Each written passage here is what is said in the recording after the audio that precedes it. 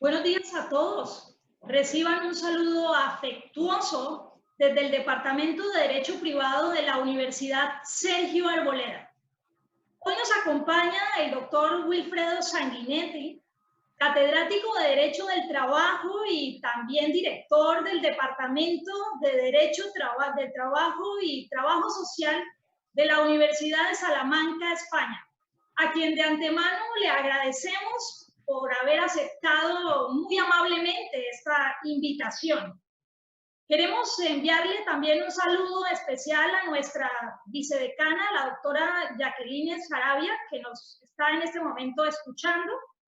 Y también queremos darles la bienvenida a cada uno de los participantes que en este momento se encuentran conectados a este evento sobre teletrabajo desde diferentes países como España, Perú, Argentina, Uruguay, Ecuador, Colombia, entre otros. Me gustaría, en términos precisos, antes de iniciar, contarles un poco cómo va a ser la dinámica.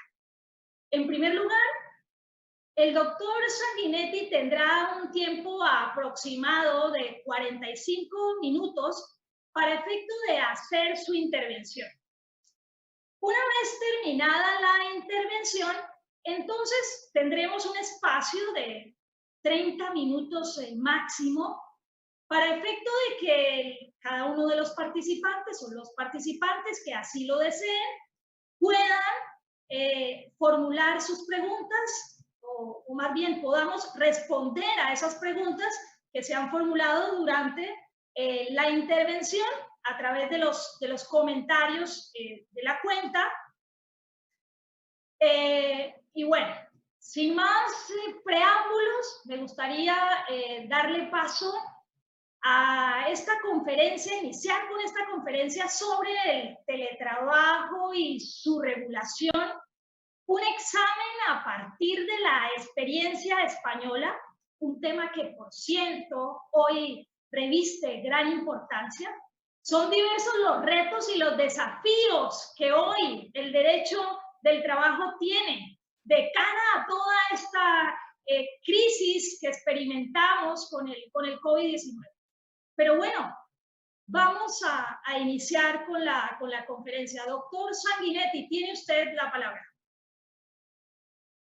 Muchas gracias, doctora Kelly Aristizábal, por esta invitación, por sus amables palabras. Les doy la bienvenida y también mi saludo a todos los colegas y amigos que se han conectado desde tan distintos países, con mi gratitud por el interés en esta intervención y mi deseo de que se encuentren todos bien de salud y que sigan estándolo en el futuro y esta situación tan difícil por la que estamos atravesando finalmente lo antes posible pueda empezar a revertirse. Eh, dicho esto, pues como ha dicho la doctora Aristizábal, pues voy a reflexionar con ustedes durante los siguientes 45 minutos aproximadamente sobre el teletrabajo, que como ella ha dicho es un tema ahora de gran actualidad. Se ha convertido en un tema de gran actualidad, porque no lo era con anterioridad. Bien, debo empezar por decirles que la idea moderna de teletrabajo surge en los Estados Unidos durante la crisis del petróleo de los años 70 del siglo pasado. Es una vieja idea.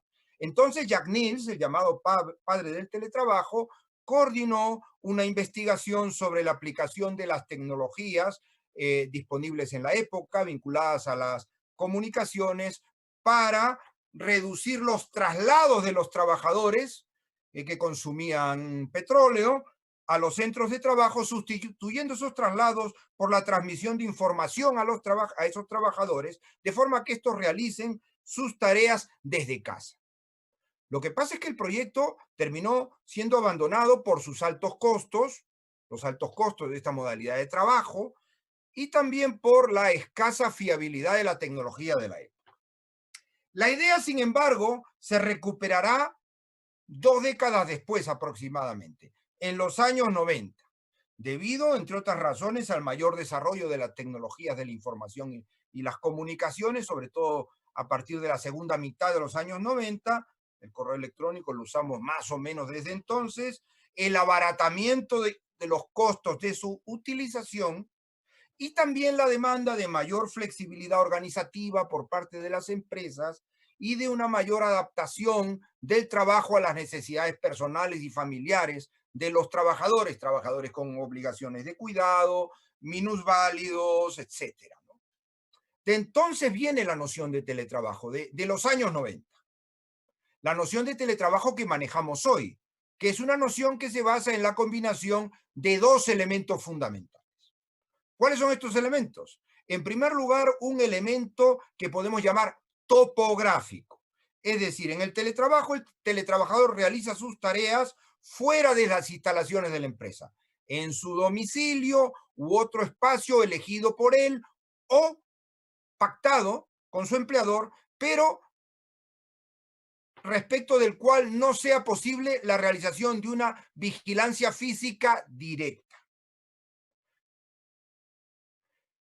No siendo indispensable, en todo caso, que la ejecución del trabajo, en estos casos, se realice exclusivamente desde ese lugar remoto, distinto del centro de trabajo, pudiendo alternarse, por tanto, sin que eso deje de ser teletrabajo, el trabajo a distancia con periodos presenciales, siempre se entiende que predomine el primero. Este es el elemento topográfico, al cual se suma, pues si nos hablaríamos de trabajo a distancia en general, un segundo elemento que vamos a llamar tecnológico. La realización del trabajo debe estar basada en el empleo de las tecnologías de la información y las comunicaciones. Ojo, la realización. Precisamente lo que permiten esas tecnologías es eso, que una tarea o una actividad que debería ser realizada internamente en la empresa se pueda realizar a distancia. Entonces, ¿qué es teletrabajar? ¿En qué consiste el teletrabajo? Pues en recibir, tratar y enviar información, o en recibir, tratar y enviar contenidos inmateriales. Es decir, en procesar bytes y no átomos, diría el profesor Thibault, autor de una de las monografías más lúcidas sobre este tema. Entonces no son teletrabajadores, aunque sí trabajadores a distancia, los que trabajan fuera de la empresa, pero utilizan estas tecnologías solamente para comunicarse, el teléfono móvil, el correo electrónico, pero su trabajo es distinto del vinculado al tratamiento de la información. Ahora, a estos dos elementos fundamentales, el topográfico y el tecnológico, se añade una tercera idea, que es la vinculación de la noción de teletrabajo exclusivamente con las actividades desarrolladas individualmente por las personas físicas. Es decir, no son objeto de teletrabajo o no suponen teletrabajo aquellas actividades a distancia que realizan las personas que se reúnen para efectuar en grupo una labor, ni tampoco el trabajo a distancia que puedan realizar las personas jurídicas a través o sirviéndose de personas físicas. Allí quien teletrabaja es la empresa, no el trabajador. Ahora, ya en esta etapa, en los 90, el teletrabajo fue objeto de atención por la doctrina laboralista, como todos sabemos. Pero muy especialmente desde una perspectiva, una óptica muy particular, como es la de determinar, esta fue la preocupación inicial en los años 90 y la fundamental, cómo distinguir, este era el problema, cómo distinguir el teletrabajo subordinado, que es objeto del derecho del trabajo, del teletrabajo autónomo, que no lo es. Bueno, y aquí la falta de control directo, personal, inmediato del trabajador y su sustitución por la tecnología hizo dudar a algunos autores, sobre todo a los italianos, si quieren las preguntas les comento por qué. Esto viene sobre todo de Italia, hizo dudar a muchos autores de que en realidad se pudiera hablar de subordinación en el teletrabajo. Incluso se habló de una crisis de la subordinación. La subordinación no nos sirve. Lo que pasa es que rápidamente se advertiría que la subordinación no necesariamente desaparecía ni desaparece en el teletrabajo, sino que en realidad lo que ocurre es que la subordinación puede verse transformada transformada en lo que pudiéramos llamar telesubordinación. Es decir, una subordinación que puede ser incluso más intensa, mayor que la presencial, pero realizada a través de medios tecnológicos, vía una conexión informática que permite un control constante del trabajador o a través de un programa informático que registra todo. De manera que el trabajador está incluso más controlado que lo que estaría de asistir a la empresa. Por lo que en realidad la duda se circunscribía exclusivamente a algunas labores de cualificación normalmente elevada, para las cuales los teletrabajadores, para cuya realización los teletrabajadores solían o suelen gozar de gran libertad para su ejecución.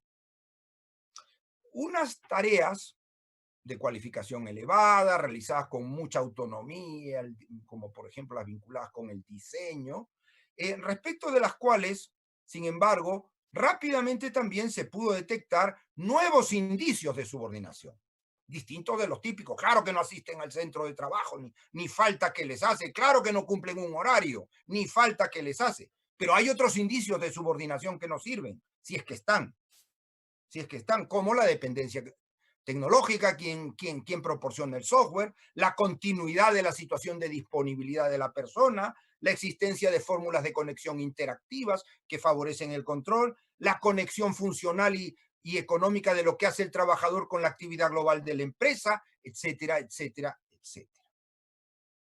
En todo caso, los casos que resultan, los pronunciamientos jurisprudenciales, casi no es posible encontrar en la mayoría de países jurisprudencia abundante sobre estas cuestiones de calificación, nos alertan de dos realidades. En primer lugar, que el teletrabajo en los años 90, aunque era posible, no estaba fuertemente implantado. De hecho, había quien decía, y yo creo que tenía razón, que había más estudiosos del teletrabajo que propiamente teletrabajadores. Y además nos sirve para alertar que la calificación contractual como subordinado o autónomo no era en realidad una fuente importante de conflictos, o al menos no tan importante como se pensó. Ahora, sobre todo, esta constatación nos sirvió para poner de relieve que los verdaderos problemas que planteaba y plantea el teletrabajo no eran realmente de calificación, sino que eran problemas de régimen jurídico, asociados, estos problemas de régimen jurídico, a varios riesgos que es capaz de plantear el teletrabajo y que no se presentan cuando estamos ante trabajo presencial sujeto a control directo. Riesgos como, rápidamente, pues la posibilidad de evasión de la legislación laboral, aprovechando las dificultades de control, ¿dónde estará el trabajador? No es lo mismo que esté en la empresa, ¿no? Detectar el fraude es más difícil. La introducción luego de diferencias de trato, tratar peor a quienes están fuera que quienes están dentro de la empresa. La invasión de la vida privada a través de la tecnología y la vida familiar también. O incluso la transferencia de costos hacia los trabajadores, quién pone la computadora, o incluso el uso del hogar familiar. Se decía, no, es que permite ahorros fundamentales a la empresa de espacios, de locales. Claro, sobre la base de ocupar la casa del trabajador. Así cualquiera ahorra costos, por supuesto, ¿no? O claro, la disolución de la acción sindical. ¿Quién organiza a estos trabajadores? ¿Cómo se pueden organizar si están aislados? Bueno, etcétera. Estos eran y son los verdaderos riesgos del teletrabajo. Ahora, incluso ya entrado el nuevo milenio, el teletrabajo no va a terminar de despegar, a pesar de la mejora de las tecnologías, de la información y las comunicaciones y el abaratamiento de las comunicaciones. Es costo cero prácticamente, ¿no? En la actualidad. De manera que el trabajo es ahora técnica y económica, el teletrabajo es ahora técnica y económicamente posible y a costos muy reducidos. Bueno, de hecho, en España, las grandes compañías, más del 70%, empezaron a ofrecer a sus trabajadores el teletrabajo más o menos a partir de los años 2000, pero con poco éxito. De hecho, en el año 2018, el Instituto Nacional de Estadística reportó que en España solo el 4,3% de los trabajadores utilizaba regularmente el teletrabajo y un 3,2% lo utilizaba ocasionalmente. No es poco, son 1.400.000 trabajadores entre una cifra y la otra, pero tampoco es que se trate de una cantidad que se acerque a la posibilidad real de teletrabajar. ¿Por qué? Porque se calcula que alrededor del 22,3% de los trabajadores tienen empleos que pueden realizarse perfectamente a distancia. O sea que hay una brecha de 7 veces entre lo real y lo posible, ¿no? Hablamos, por ejemplo, de trabajos científicos, técnicos o profesionales, casi el 60% se pueden externalizar, trabajos contables y administrativos, se calcula que casi el 45%, trabajo de gerencia y dirección, se piensa que el 100%, yo estoy seguro que un gerente me dirá que él no puede hacerlo sin acudir a la empresa, naturalmente, pero por lo menos algunas de sus funciones sí se pueden externalizar de manera relevante, o los técnicos de apoyo, el 22% se calcula. Bueno, estos son cálculos sobre los cuales se puede discutir, pero nos dan más o menos una idea. ¿Cuál es la razón por la cual no despegaba el teletrabajo, por lo menos en España? Pues seguramente esto se atribuye a la llamada cultura del presencialismo o presentismo, de acuerdo con la cual se piensa que no se está trabajando o no se puede controlar al trabajador si este no es objeto de vigilancia directa. Si no lo vigilo directamente, pues o no trabaja o no puedo controlar que trabaje. Bueno, a eso hay que añadir, por supuesto, que el 77,7% de los empleos en España, por lo menos, no se pueden realizar a distancia por la propia naturaleza del modelo productivo. La construcción, pues no podemos construir desde nuestra casa. El transporte, igualmente, la venta minorista, las actividades de los obreros fabriles, del personal sanitario, la agricultura, la ganadería, las actividades policiales, el trabajo de los militares, el trabajo en bares, restaurantes y hoteles, tan importante en España, nada de esto se puede externalizar, es necesariamente presencial. De todos modos, ya en los 2000, mientras el teletrabajo seguía sin calar, verdaderamente se produjeron algunos acontecimientos normativos importantes que creo que interesa que les dé referencia. Primero, en 2002, los agentes sociales a nivel europeo aprobaron el llamado Acuerdo Marco Europeo sobre Teletrabajo, que es un pacto colectivo a nivel europeo que tiene valor obligacional, o sea, no ha sido traspuesto a ninguna norma comunitaria europea o de la Unión, tiene valor puramente de un pacto colectivo, pero que la idea es que sirva o pueda actuar como un referente para la negociación colectiva en cada uno de los países, crear un marco para esa negociación. Aunque este acuerdo está tan bien trabado que ha servido incluso de inspiración para los legisladores de varios países. Bueno, ¿qué hace el Acuerdo Marco Europeo sobre teletrabajo? Antes no había nada de regulación sobre la materia. En primer lugar, el acuerdo creo que con buen criterio se olvida de ese debate de los 90 traído desde Italia y prescinde del problema de la calificación. Y se declara directamente aplicable solo al teletrabajo subordinado. Punto. Teletrabajo subordinado que es definido como una forma de organización y o realización del trabajo utilizando las tecnologías de la información en el marco de un contrato o relación de trabajo, subordinado por tanto, en el cual un trabajo que podría ser realizado igualmente en los locales de la empresa se efectúa fuera de estos locales de forma regular. Esta es la definición. Definición a la que se añade la previsión de una serie de garantías que son de gran interés y que entonces eran muy novedosas. Primera garantía, la voluntariedad para las dos partes, para el trabajador y para el empleador, tanto del teletrabajo inicial como del teletrabajo sobrevenido. El trabajador no puede exigirlo, ni la empresa imponerlo, ni al principio ni durante la relación laboral. Luego, la igualdad de derechos de los teletrabajadores respecto de los que la norma llama trabajadores comparables que laboren en los locales de la empresa, que realizan unas actividades similares por la responsabilidad, el nivel de cualificación, el nivel de esfuerzo, de carga física, psicológica, etcétera, etcétera, etcétera. Tercera garantía, obligación del empleador de respetar la vida privada del trabajador. de forma que la instalación de sistemas de videovigilancia, si existe, debe ser siempre, se indica, proporcional al objetivo perseguido. Cuarta garantía, obligación del empleador de facilitar, instalar y mantener los equipos que utilizará el trabajador y sufragar los costos de conexión, salvo pacto en contrario, indica. Quinta, responsabilidad del empleador de garantizar la protección de la seguridad y salud en el teletrabajo, o sea, la seguridad y salud del teletrabajador, añadiendo que eso debe permitir el acceso al lugar de trabajo del empleador para verificar su adaptación a la normativa, pero respetando la legislación vigente y con el consentimiento del trabajador en el caso de que el trabajo se realice en el domicilio de este.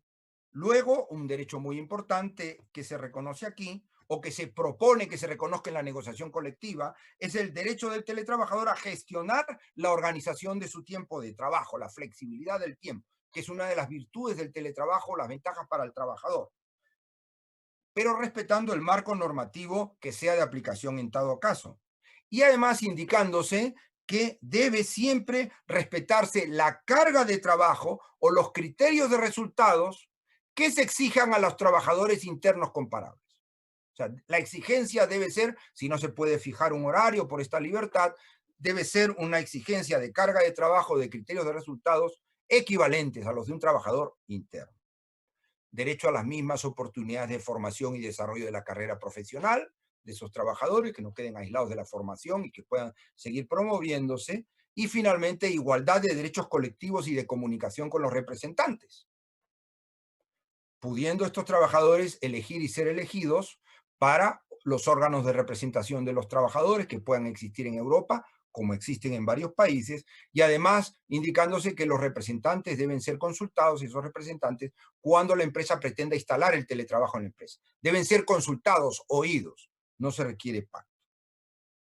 Bueno, como han visto, este acuerdo contiene respuestas de gran utilidad, ¿no?, para los principales problemas que, como les he dicho, plantea el teletrabajo. Pese a ello, el legislador español optó en 2012, segundo acontecimiento normativo que me interesa destacar, por una solución más general al tema y más ambigua. Y para eso reformó el artículo 13 del Estatuto de los Trabajadores, que estaba originalmente dedicado al trabajo a domicilio, al viejo trabajo a domicilio, y lo convirtió en una norma reguladora del llamado trabajo a distancia. Trabajo a distancia que es definido como toda prestación de actividad laboral que se realice de manera preponderante, ojo nuevamente la idea de la preponderancia, en el domicilio del trabajador o en un lugar libremente elegido por este, de modo alternativo a su desarrollo presencial en el centro de trabajo de la empresa. O sea, aquí está presente el elemento topográfico, pero no el elemento tecnológico, y por tanto aquí está incluido el teletrabajo, pero también el trabajo a domicilio, esta era la idea, y además cualquier prestación subordinada que se realice a distancia en principio.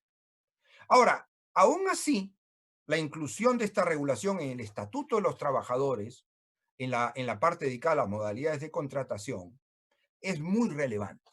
¿Por qué es muy relevante? Porque supone que al teletrabajo se le aplican todas las reglas que son de aplicación general al contrato individual de trabajo, con la sola excepción de las reglas especiales que pueda prever el artículo 13.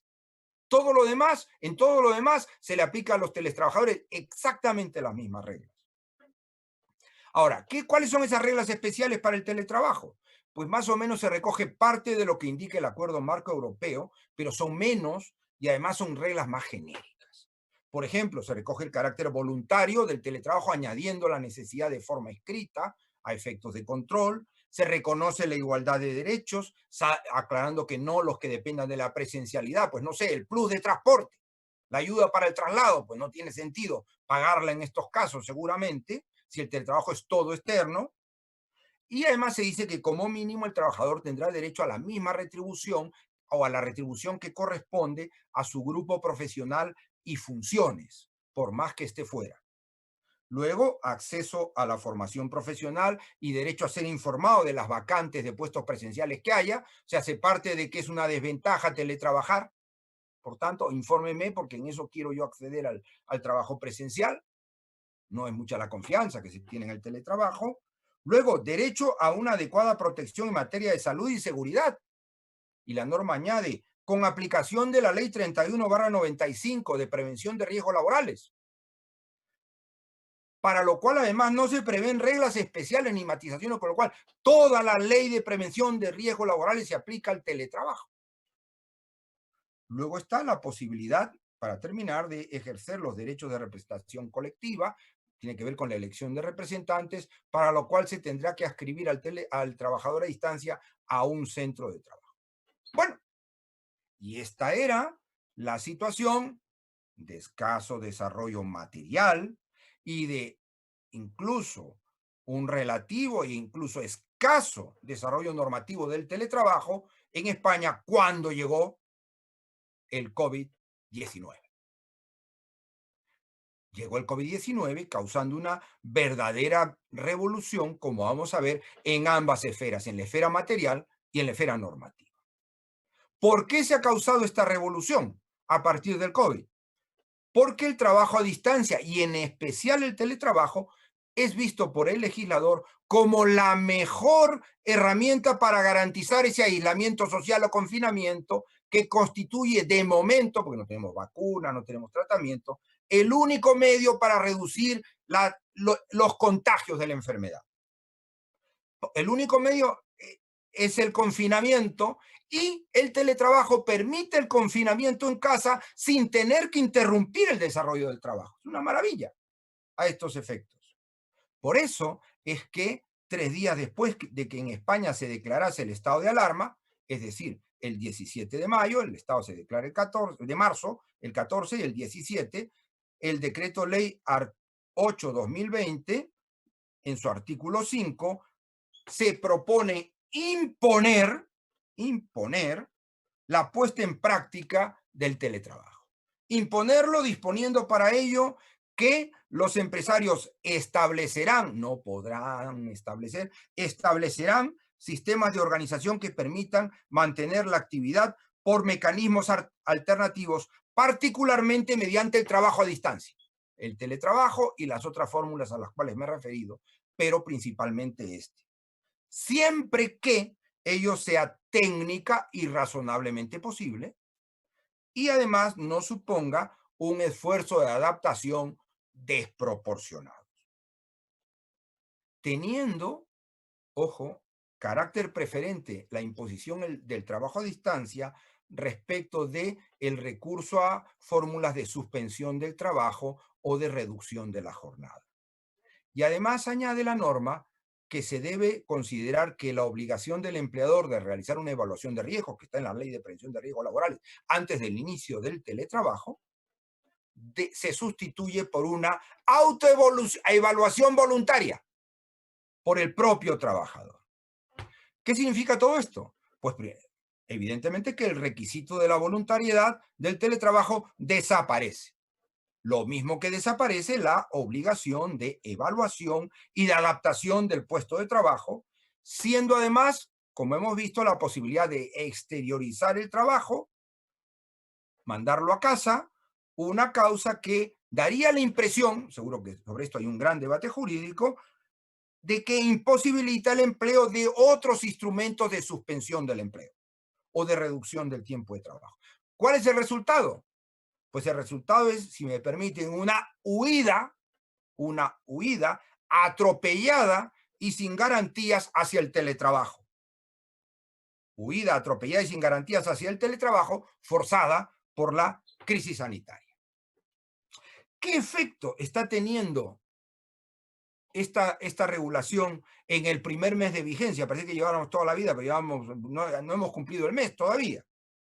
Bueno, no podemos saberlo a ciencia cierta, porque no hay datos precisos, aunque una encuesta realizada al final de la primera semana indicó que el 32% de los trabajadores consultados declaró que estaba trabajando desde casa.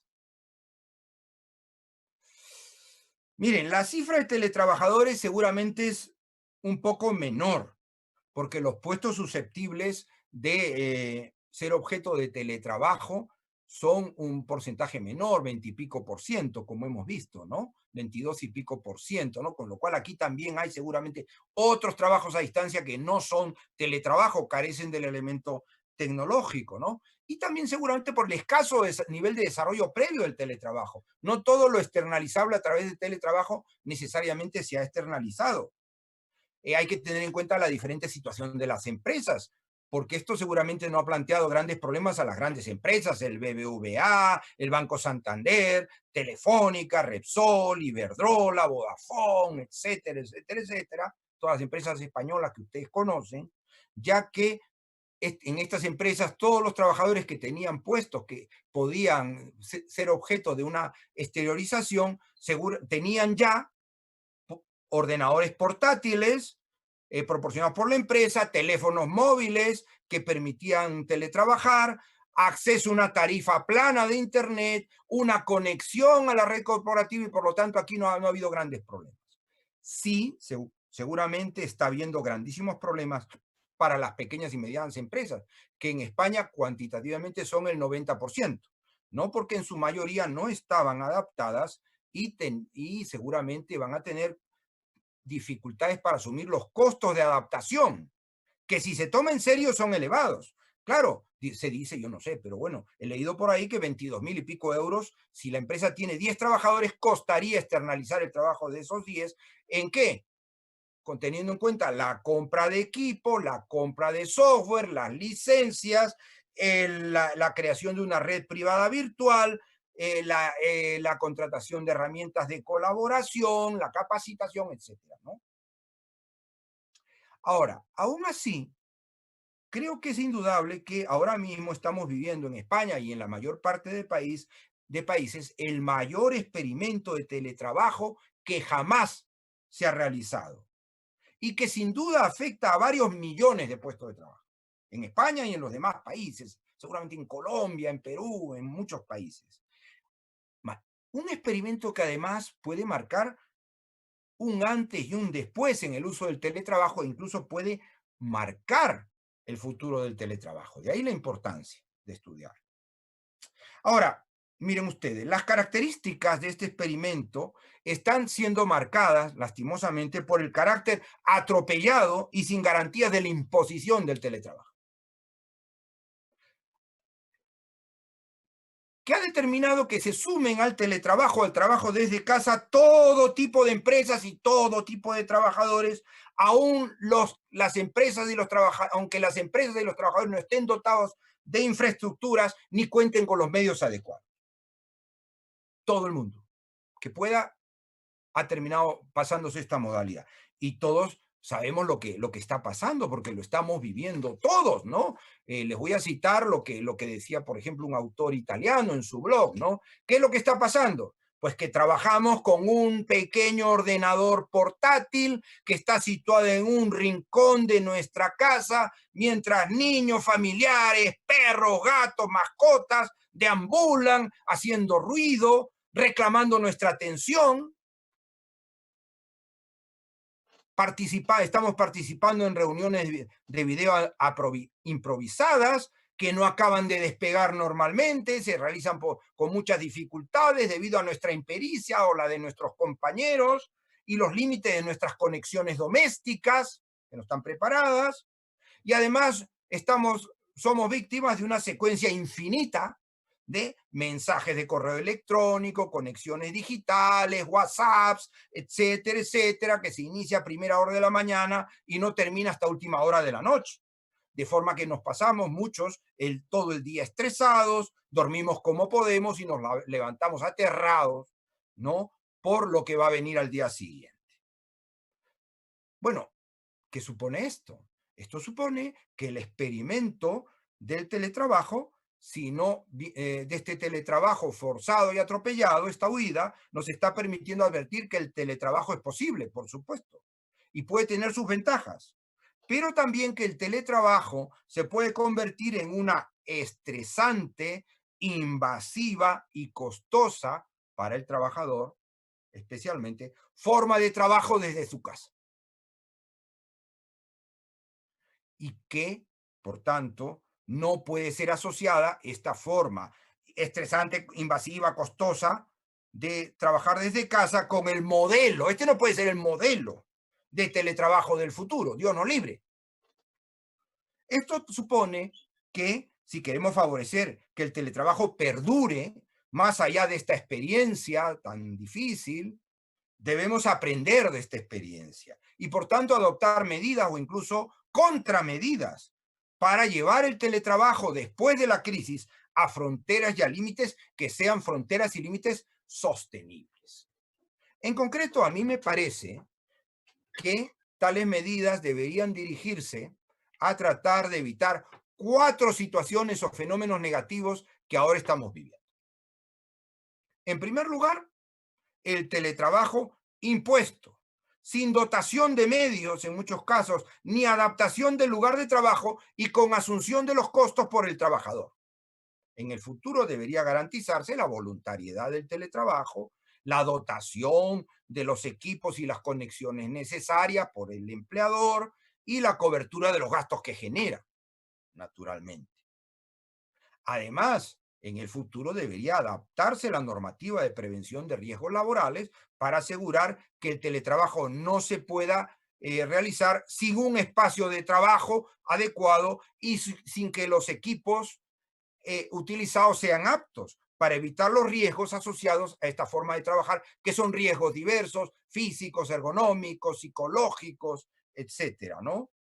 Lo cual supone una evaluación previa necesaria y luego la realización de reformas en el espacio de trabajo, las que sean necesarias para adaptarlo, y también visitas periódicas que deberán de verse cómo se compatibilizan con el derecho a la protección del domicilio y la privacidad del trabajador, pero que no pueden convertirse en una forma como un escudo para que el responsable de la seguridad y salud, que es el empleador, no cumpla con estos deberes, por supuesto. Segundo riesgo, la invasión del domicilio, de la vida privada y familiar del trabajador y de su intimidad y privacidad. A mí me parece que al menos cuando el teletrabajo exija que se dedique de forma estable y, y además, incluso peor aún, si es exclusiva, una zona de la vivienda, del domicilio, si el teletrabajo necesita que se dedique establemente e incluso exclusivamente un espacio de la vivienda, habrá que verificar si las condiciones de la habitabilidad de la vivienda lo permiten. El tamaño de la vivienda, el número de habitaciones y el número de personas que lo habitan. Ver si todo eso lo permite la vivienda. Y además se debe ver la fórmula de garantizar que se compense el uso que hace para el trabajo que beneficia a la empresa el trabajador de su espacio privado, que tiene un costo para el trabajador y que supone un ahorro para la empresa. Igualmente, debe introducirse reglas que permitan conciliar el control de la actividad del trabajador, que hay que controlar el trabajo, por supuesto, y hay que controlarlo a través de medios tecnológicos con la protección del respeto de la vida privada del trabajador. Teniendo en cuenta a estos efectos, me parece que la videovigilancia no está necesariamente o normalmente no está justificada porque es un medio de control altamente invasivo, siendo posible realizar el control a través de medios informáticos, programas, etcétera, que controlan no a la persona, sino al desarrollo del trabajo. Habrá que tener en cuenta además que los datos extraídos a estos efectos deben ser exclusivamente los necesarios para el control de la actividad laboral y que su uso no puede exceder de esa necesidad.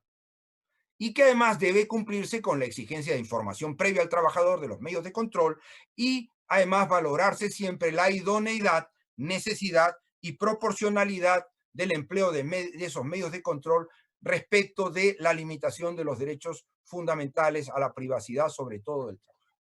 Tercer riesgo, y doctora, estoy por terminar. Tercer riesgo, la colonización del entero tiempo del trabajador con la desaparición de las fronteras. Estos riesgos muy relevantes, ¿no? Que estamos experimentando. la colonización. A mí de la universidad me llegan mensajes los domingos en la noche que quieren que le conteste. A ver, ¿dónde estamos? ¿No? Y seguramente a usted, doctora, y a todos. Bueno, pues esa colonización de nuestro entero tiempo de trabajo, la desaparición de las fronteras entre el trabajo y la vida personal, la vida social y la vida familiar del teletrabajador que se está generando. Deberíamos garantizar, en primer lugar, la flexibilidad y el control del tiempo de trabajo por el trabajador. Esa es la característica esencial del teletrabajo, que el teletrabajador organiza su tiempo de trabajo. Él decide cuándo trabaja, cuánto tiempo y cuándo lo interrumpe, siempre que sea posible, ¿no? Y por tanto, ver de introducir o permitir horarios flexibles siempre que sea posible, si acaso con periodos rígidos de conexión, de contacto con los demás. Esto no es incompatible, además, con el debido respeto de las reglas sobre limitación de la jornada, que son aplicables aquí, ¿no? Y de control y registro del trabajo efectivamente realizado por el teletrabajador. Control y registro de la jornada y el tiempo de trabajo que son posibles mediante la medición del tiempo de conexión, cuando la conexión es necesaria, a través del control a través de un programa informático, cuando se requiere el uso del ordenador sin conexión, o mediante la introducción de tablas de equivalencia, como propone algún autor, del tiempo necesario para efectuar las tareas por un trabajador promedio. Yo le encargo esto supone tanto tiempo. Además, y esto es fundamental, debemos garantizar el respeto del derecho del trabajador a la llamada desconexión digital, que es un derecho reconocido en España desde el año pasado por el artículo 88, con carácter general, de la Ley Orgánica 3/2018 sobre protección de datos personales y garantía de los derechos digitales. ¿Qué es el derecho a la desconexión digital? El derecho del trabajador a no recibir durante su tiempo de descanso y en su caso a desatender los requerimientos que pueda recibir a través de dispositivos electrónicos de comunicación, requerimientos tanto de la empresa como de los clientes, como de los compañeros de trabajo o terceros. Un derecho a través del cual se trata de proteger al trabajador no solo de las órdenes extemporáneas, sino también de ese incesante flujo y reclamo de todo tipo de información, de actuaciones que recibimos de los clientes, de terceros, de compañeros de trabajo, etcétera, etcétera, etcétera. Esto requiere seguramente la previsión de protocolos y reglas específicas y seguramente una modalización del uso de los instrumentos tecnológicos. Por ejemplo, plantearse la posibilidad de bloquear el acceso al correo electrónico fuera del horario de trabajo, el reenvío de los mensajes a los horarios hábiles, instrumentos de este tipo, vía protocolos empresariales o negociación colectiva.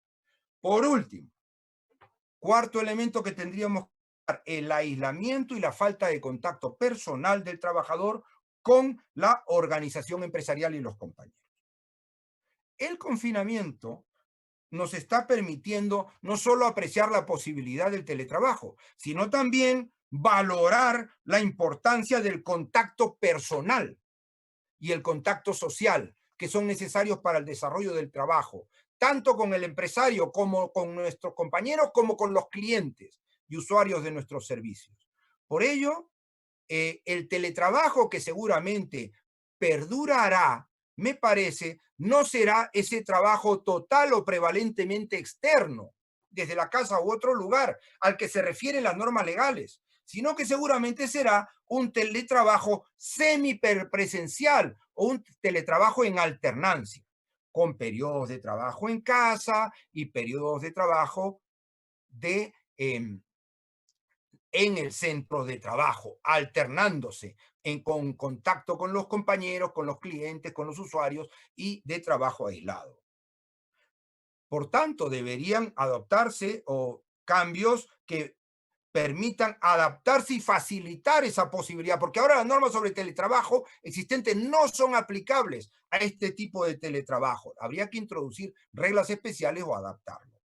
Y esto podría suponer una cierta aproximación entre el teletrabajo y otras fórmulas flexibles de trabajo, como el llamado laboro ágile o smart working, por ejemplo, que es regulado desde 2015 en Italia.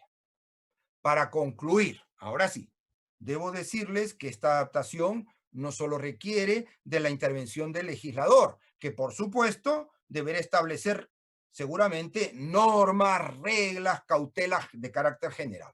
También se necesita una labor de adaptación de esas reglas a cada actividad, a cada empresa y a cada incluso situación personal. Adaptación en la que deberán participar de forma combinada, lo más armoniosa posible. En primer lugar, por supuesto, la negociación colectiva. Luego, el diseño de protocolos empresariales de uso de este tipo de teletrabajo por las empresas e incluso la celebración de acuerdos individuales del teletrabajo. Es decir, aquí tienen que entrar conjuntamente o tienen que entrar en juego los 4 niveles de regulación que conforman el ordenamiento laboral, es decir, la voluntad legislativa, la autonomía colectiva, el poder de organización y dirección del empleador y también la autonomía individual. Estamos, queridos amigos, doctora Kelly, en consecuencia en un momento crucial del que puede surgir una forma más ágil, más flexible, más atenta a las necesidades de las empresas y de los trabajadores, incluso más ecológica y más limpia de trabajar. Pero también puede surgir todo lo contrario, ese engendro en el cual lastimosamente estamos algunos atrapados en este momento. No nos queda más remedio y gracias a Dios que existe, ¿no? Ahora y nos permite seguir realizando nuestra actividad, pero que no es un ejemplo de futuro. De nosotros depende, finalmente, que sea una realidad o la otra la que termine por imponerse. Y aquí termino. Muchísimas gracias a todos y a todas por su atención. Quedo a su disposición para los comentarios o preguntas que puedan hacer. Doctor Sanguinetti, muchas gracias por cada uno de sus aportes, ¿sí? A este tema, digamos, a este tema del teletrabajo, que si algo requiere es justamente evolución, es justamente avanzar, porque como usted bien lo decía en su intervención, quizás a nivel mundial uno de los grandes retos que tenemos en materia de derecho de trabajo a partir de toda esta coyuntura que estamos viviendo es poder avanzar realmente en una adecuada implementación de esta figura del teletrabajo. Bien, entonces voy a darle en este momento paso a la sesión de preguntas. Ya hemos venido recibiendo algunas preguntas en cuanto al tema del teletrabajo deliberado en la intervención. Entonces, dentro de las preguntas, doctor Sanguinetti, una de las preguntas que nos hacen es: ¿qué efecto produce el teletrabajo en el ejercicio positivo del llamado derecho de asociación sindical? Contesto una por una, ¿no? Sí. Bueno, el efecto es ambivalente. El teletrabajo supone, por supuesto, un riesgo evidente de aislamiento del trabajador, pero ahora somos tan duchos en el uso de mecanismos de puesta en contacto, ¿no? A través de redes sociales, teléfonos móviles, etcétera, que estos riesgos no son los mismos que en los años 90. Y por lo tanto, también la tecnología es un instrumento para la acción sindical y por lo tanto, pues es un efecto ambivalente. También permite la asociación y la organización sindical. De ahí la importancia de garantizar la privacidad de las comunicaciones, de una serie de temas, pero es un efecto doble. Negativo, pero también puede ser positivo. Bien. Otra de las preguntas que nos hacen es, bueno, en el marco de todo este tema del COVID-19, ¿cuál es su postura frente a si el COVID-19 podría ser considerado como una enfermedad, digamos, de tipo laboral u ocupacional? Miren, en España esto se ha decidido que suceda siempre y cuando el contagio se produzca con ocasión o como consecuencia del contagio en el centro de trabajo, no con carácter general.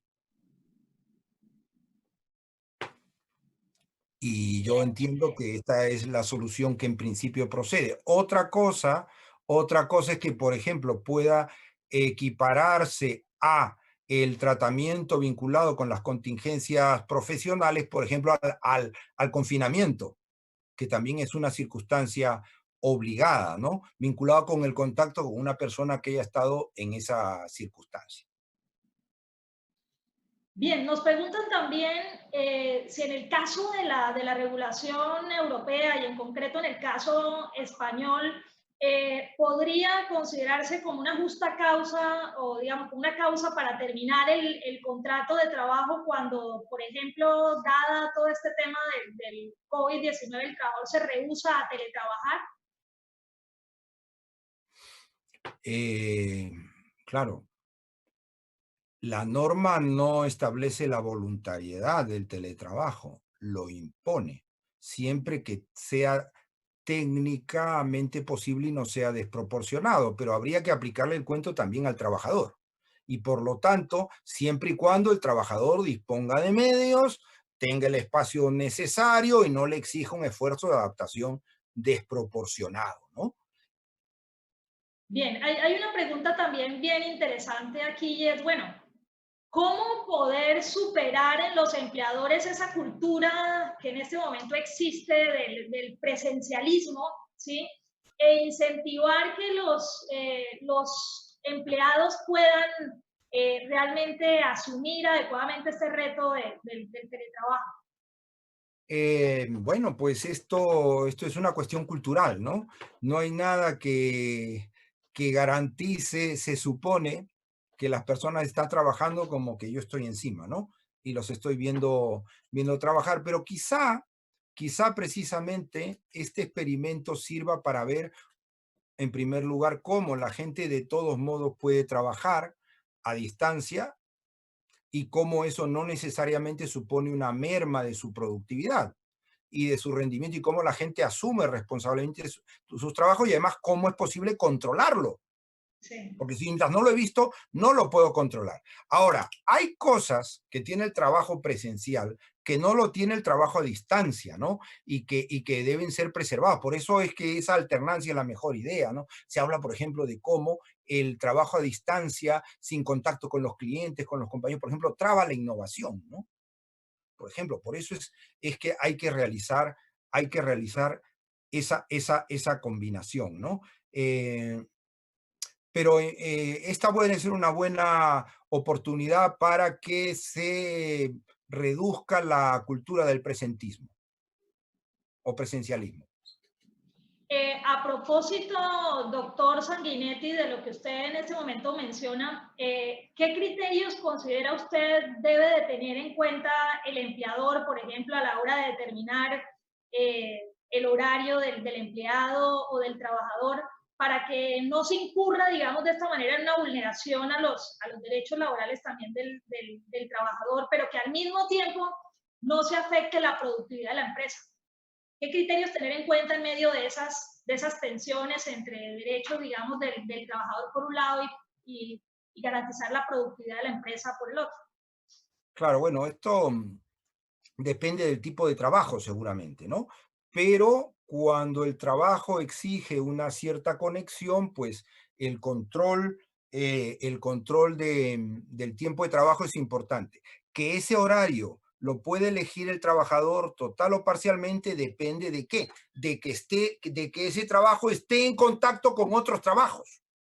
Claro, cuando yo tengo que entrar a la red de la empresa y entrar en contacto con otros compañeros y trabajar interactivamente toda la jornada, pues no hay remedio, no hay más remedio que un horario rígido. Si no es así, si no es así, cabría la posibilidad de un horario más flexible, ¿no? Más flexible garantizando tiempos de conexión y libertad de organización, siempre y cuando la herramienta permita saber cuánto tiempo se está trabajando. Y cuando no es posible esto y son trabajos de una cierta nivel creativo, o una cierta imposibilidad o no se pueda medir a través del programa, seguramente habrá que recurrir a tablas de equivalencia, ¿no? Pero las empresas tienen posibilidades de controlar esto, ¿eh? O incluso a través de resultados, ¿no? Esto tiene sentido si no es abusivo, ¿no? Si no se exige más a los trabajadores teletrabajadores de lo que se exigiría a un trabajador normal.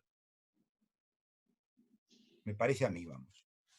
Gracias, doctor. Nos preguntan también si esta dependencia, digamos, propia del teletrabajo podría tomarse también como indicio, digamos, de subordinación laboral en el caso de los empleos de economía colaborativa, como el caso de Uber, de los trabajos en plataformas digitales. Sí, eso no son teletrabajo propiamente, ¿no? El trabajo allí no es transformar bytes, es llevar comida al menor costo posible y con el menor respeto posible de las leyes laborales, por lo menos, ¿no? A mí me parece claro que esas relaciones de plataformas son en su mayoría, habrá que ver cada caso, ¿no?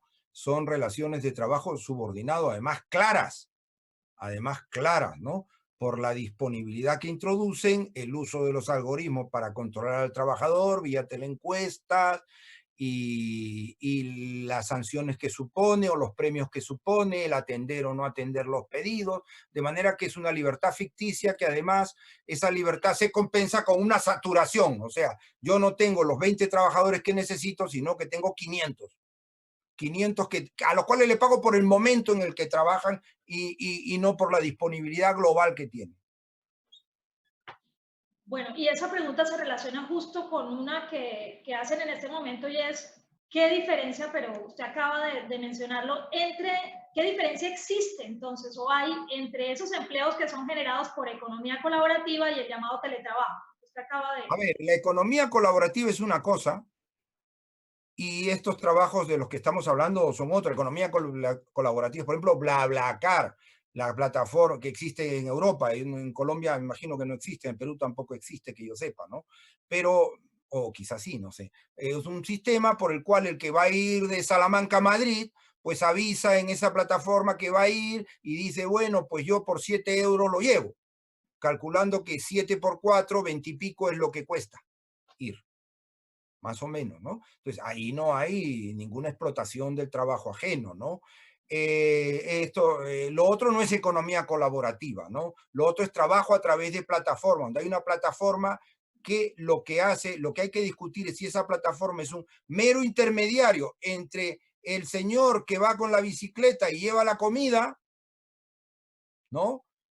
Y el cliente que la pide, o, o realmente la plataforma está prestando el servicio. Y más bien el trabajador es simplemente es un trabajador que está organizado y dirigido por la actividad de la plataforma y es un trabajador dependiente. Yo creo que, como he dicho, es un trabajador dependiente, pero que no teletrabaja. Como mucho trabaja a distancia, pero no teletrabaja. Ahora, hay que ver, porque las plataformas también incluyen, hay otro tipo de plataformas que intermedian y otro tipo de plataformas que incluso tienen que ver con prestaciones que se realizan de manera inmaterial para terceros clientes, donde sí se puede discutir si hay teletrabajo o no, ¿no? Trabajos de traducción, por ejemplo, de procesamiento de datos. Entonces es un mundo muy complejo, ¿no? Bien, gracias doctor, una de las preguntas también que ha sido como reiterativa, que usted en su intervención se ha referido justamente a ese punto, es, bueno, en este momento, ¿cuáles son esos principales desafíos que esta figura del teletrabajo presenta para garantizar una relación entre empleador y trabajadores adecuada? Bueno, lo que he dicho, ¿no? Lo que he dicho, no tengo más que añadir, ¿no? Ya está la pregunta respondida, ¿no?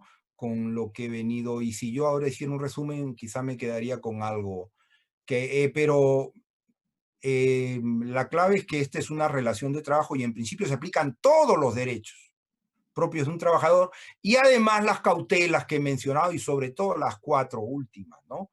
Que son muy importantes. Bien, aquí hay una pregunta interesante y es, bueno, si el empresario no tiene la capacidad de hacer las adaptaciones necesarias para impulsar el teletrabajo y de darle las herramientas, digamos, adecuadas a los empleados, ¿cómo se garantiza entonces el derecho al trabajo en estos tiempos de pandemia? Claro, Aquí lo que está pasando en la práctica es que aunque el empleador no tenga esas posibilidades, el trabajador ha terminado por asumirlo, ¿no? Por asumirlo con sus medios. Entonces, claro, gente que está, ¿no? Toda la familia peleándose por una sola computadora, ¿no? ¿A qué hora el niño usa la computadora? Porque en el colegio le mandan los deberes. ¿A qué hora la pareja que también está teletrabajando? ¿A qué hora se trabaja? Solo tienen una computadora. O tienen un portátil chiquitito y uno con monitor grande, que es como se debe teletrabajar normalmente, ¿no? Tantas horas, ¿no? Por ejemplo, ¿no? Entonces en la práctica está pasando que es así, y además los propios trabajadores lo prefieren, porque la otra posible es decir que el teletrabajo no es posible, y entonces pasa usted como mucho a un expediente de regulación temporal de empleo, se suspende de empleo y sueldo la actividad previa constatación por la autoridad de la imposibilidad, que aquí sería de realizar la actividad presencialmente porque está prohibida o porque no hay suministros, o está suspendida, no prohibida, porque no hay suministros. Entonces la autoridad tiene que constatar eso, tendría que constatar además que el teletrabajo no es posible, eso no lo está haciendo, ¿no? Y claro, ¿qué pasa en ese caso? Que el trabajador pasa a recibir una prestación de seguridad social que supone el 70% de la base reguladora de su cotización, ya no sé, el 60 y pico por ciento del salario. Entonces, claro, mire, yo prefiero, a mí, quítate de historias, yo con mi computadora hago lo que puedo porque si no voy a perder el 40% casi de mi salario, ¿no? Y claro, no hay forma de hacerlo de otra manera en un momento como este, que claro, iba a durar 2 semanas, luego 4, pero tampoco puede durar indefinidamente. Bien, doctor. Nos preguntan desde Montevideo lo siguiente. Por un lado, ¿de qué forma se podría compatibilizar el carácter voluntario del trabajo con la situación actual de necesidad de recurrir a esta modalidad como medio de prevención de la salud? Claro, es que el legislador se ha cargado la voluntariedad, ¿eh? Precisamente aquí el teletrabajo no es voluntario. Yo entiendo que es una obligación. Como mucho, el trabajador podría negarse a trabajar si existe un riesgo grave e inminente para su salud o su seguridad, me parece a mí. O se pudiera negar a efectuar esa declaración responsable de adaptación del puesto, que yo creo que nadie ha hecho, ¿eh? No lo sé. Bien, la siguiente pregunta tiene mucho que ver también con lo que se ha venido justamente exponiendo. ¿Cómo se puede hacer eficaz este método, ¿sí? En países del tercer mundo, cuando no se tienen, digamos, buenos servicios públicos de energía, ni de internet, ni nada de eso? Bueno, más o menos, ¿eh? Más o menos, porque yo no sé si en Bogotá hay problemas de conectividad. En Lima tiene internet todo el mundo, mucha gente, por muchas maneras. Claro, no la tienen con la calidad necesaria, ¿no? Más complicado es en provincias, ¿no? Más complicado es en regiones apartadas, ¿no? Entonces, claro, es un teletrabajo cojo desde esa perspectiva, pero casi el único que resulta posible en esta situación, ¿no? Y donde también se trata de que se haga un esfuerzo colectivo por mantener la actividad, porque como paralicemos todo y no sepamos cuándo vamos a volver, pues va a ser cada vez más difícil, ¿no? Cada vez más, el daño va a ser cada vez mayor, y además la inercia de mantener el trabajo, aunque sea bajo, va a ser sustituida por la inercia de no haberlo hecho. Y luego esto tiene un coste de despegue muy delicado, ¿no? Pero, en fin, yo digamos que lo que he visto es que hay muchas, por lo menos en los trabajadores que trabajan en servicios, etcétera, hay razonables posibilidades de realizar el teletrabajo, no todas las que deberían ser, ¿no? El teletrabajo en el futuro tendría que ser otra cosa. Bien, nos preguntan también desde España, bueno, a partir de lo planteado en el Real Decreto y en la Ley 8, octava del 2020, se obliga a adoptar, a partir de lo contemplado allí, un teletrabajo en sentido estricto, o más bien se obliga a adoptar un teledesplazamiento y el teletrabajo surge como una posibilidad dentro de ese teledesplazamiento. Yo lo que entiendo de la norma es que la norma habla de la prestación a distancia o del trabajo a distancia y por lo tanto teletrabajo, pero también trabajo a domicilio, también cualquier otra forma de trabajo desde casa que no supone el tratamiento, el procesamiento de información, etcétera, ¿no? La norma es más amplia. Luego, en otra norma posterior del legislador, termina hablando de teletrabajo, ¿no? Tomando la parte por el todo, pero en principio las posibilidades son más amplias y tiene sentido, además que así sea, ¿no? Que todo lo que puede hacerse desde casa, aunque no suponga procesar información, se realice desde casa, ¿no? Entonces, no sé, el mecánico no puede arreglar las motos o los automóviles desde su casa, pero el personal, por ejemplo, que concierta ese sí, por ejemplo, ¿no? Y eso no estoy seguro que sea teletrabajar. Bueno.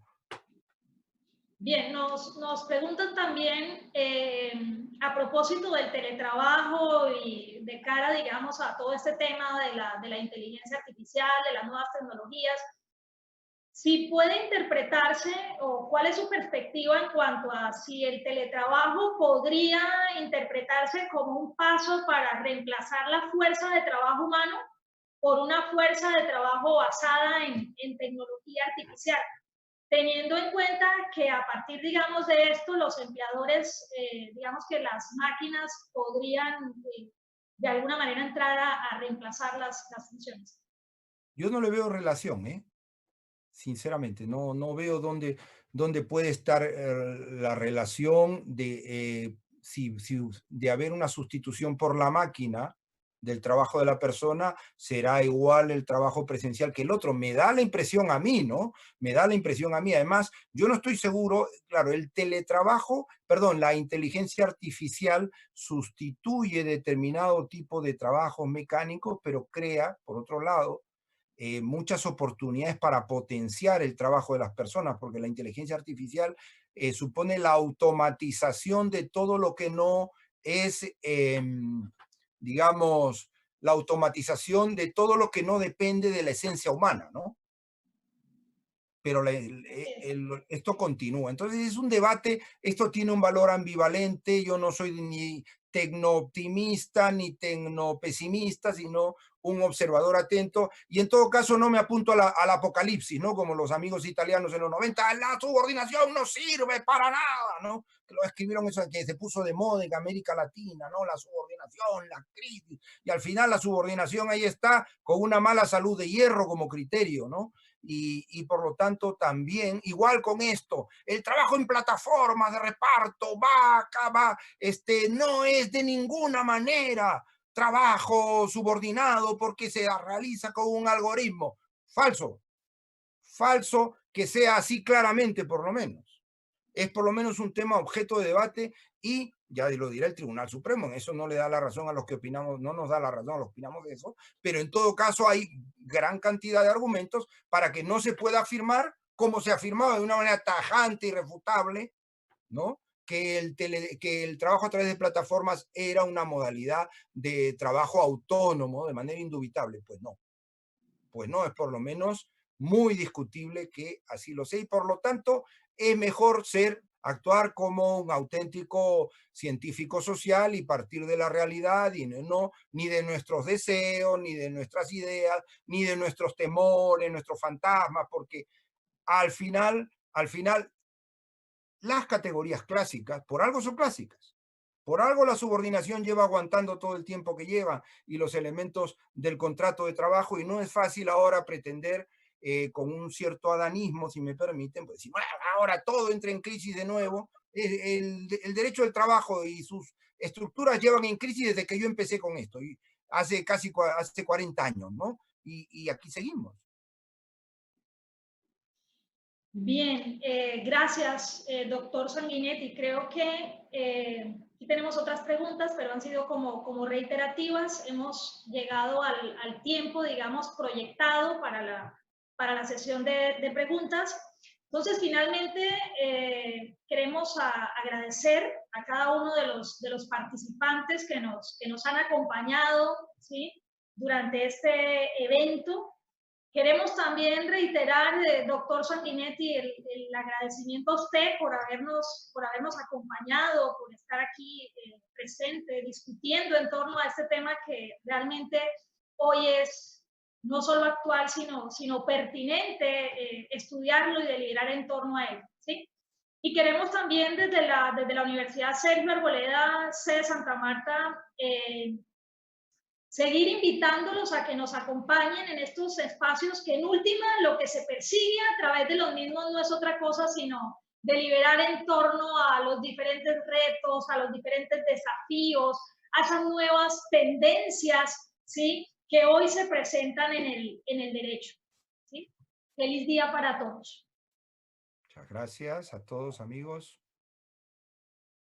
En casa, necesitamos estar más conectados que nunca. La Universidad Sergio Arboleda se conecta contigo, con tu familia y con lo que está sucediendo, para que mañana, cuando todo pase, seamos más fuertes. Ingresa a usergioarboleda.edu.co y descubre cómo la Sergio te conecta. En casa, necesitamos estar más conectados.